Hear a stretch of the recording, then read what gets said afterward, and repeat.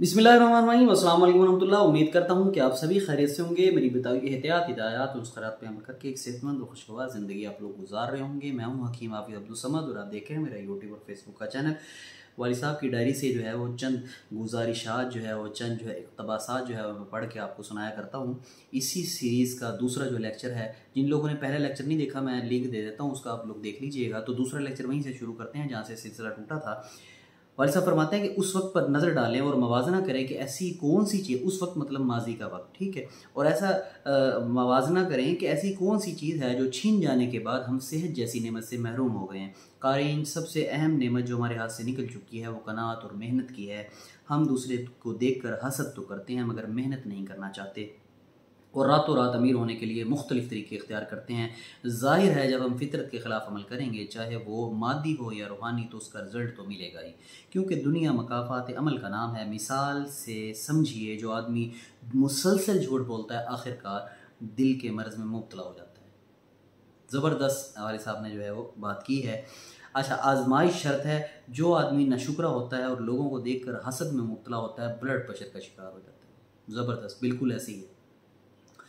अच्छा, इसके बाद अगली बात जो वाली साहब करते हैं वो ये कि ये तो थी चंद रूहानी बातें। अब मादी असबाब की तरफ जा रहे हैं वाली साहब कि रूहानी, ये वो रूहानी थी, बीमारियों के अलावा ऐसी हज़ारों गलतियां आज इंसान कर रहा है मादी तौर पे और वो नताइज भुगत रहा है। आइए मादी सबब की तरफ। इंसानी सेहत का दारोमदार बहुत हद तक खुराक पर मुनहसर है।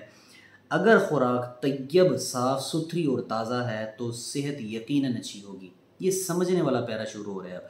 अगर खुराक तैयब, साफ़ सुथरी और ताज़ा है तो सेहत यकीनन अच्छी होगी। कुरान पाक में अल्लाह ताला ने फरमाया कि खाएं पिएं साफ़ सुथरे और हलाल खाने जो हमने तुम्हें अता किए हैं।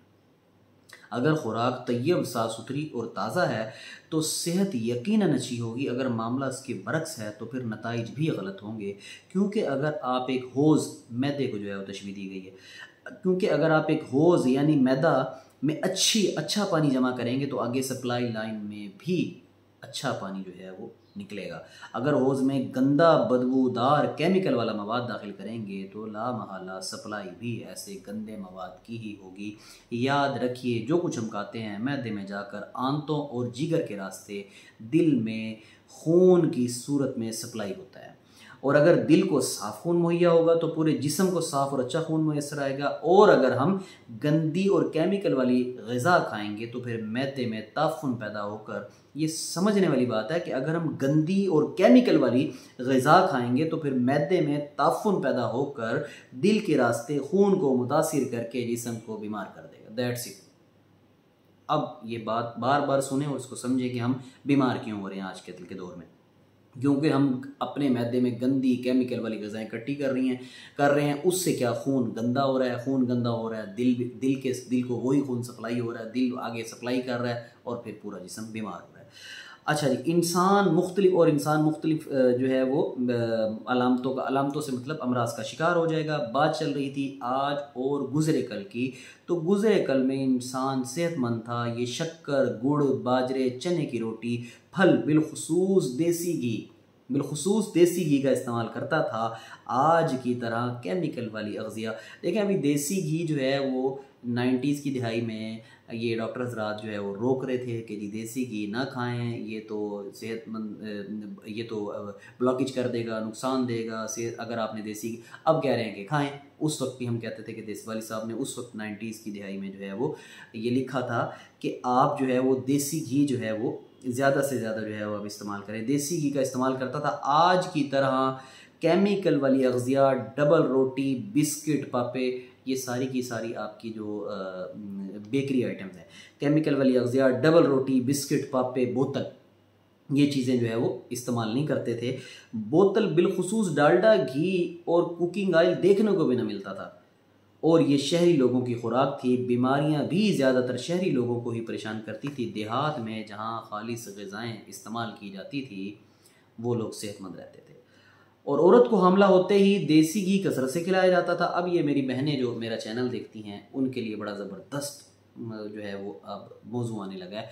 तो वाली साहब लिखते हैं, ये गौर से सुने बातें, मेरी बहनें जो भी मेरी जो माएँ देखती हैं, बहनें देखती हैं, मेरी जो बच्चियों की उम्र की हैं वो देखती हैं, वो सुने इस बात को कि औरत को हामला होते ही देसी घी कसरत से खिलाया जाता था, उसकी खुराक का ख़ास ख्याल रखा जाता था, बीमारियाँ और ऑपरेशन नाम को न था।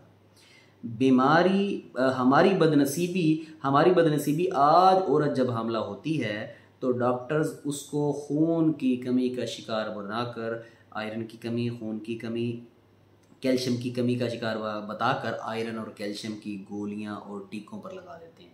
ऐसा नहीं होता? बिल्कुल ऐसा हो रहा है, बिल्कुल ऐसा हो रहा है आजकल, जिससे जिस्म में खुश्की बढ़ जाती है। और देसी घी वगैरह तो ख़ास तौर पर मना कर दिया जाता है। जिस्म में जब इन चीज़ों की ज़्यादती होगी और तो फिर रहम जो है वो, जब ये खुश्की की तरफ चला जाता है ना, जब मामला सारे का सारा, तो रहम जो है वो सुकेड़ की कैफियत में होती है, उसमें लुब्रिकेंट जो कुदरती जो लचक होती है वो ख़त्म हो जाती है। और उसका होता क्या, वाली साहब लिख रहे हैं कि ख़ास तौर पर मना कर दिया जाता है देसी घी, और जिस्म में एंड पे जो है खुश्की का शिकार होकर रहम पर भी असरअंदाज होती है वही खुश्की। और रहम लुब्रिकेट नहीं होता, रहम के अंदर जो है वो लुब्रिकेटनेस ख़त्म हो जाती है, और यूं नौबत ऑपरेशन तक दानिस्ता या नादानिस्ता खुद पहुंचाई जाती है। अब मैं इस पर ज़्यादा बात नहीं करता, आप लोग खुद समझदार हैं कि यहाँ पे 100 में से 99 केस जो है वो एंड पे छोटे या बड़े ऑपरेट पे जो है वो हल होते हैं कि जी इससे ज़ीरे नहीं होगा, जी बच्चा नॉर्मल का तो जो है वो ख़तरा है।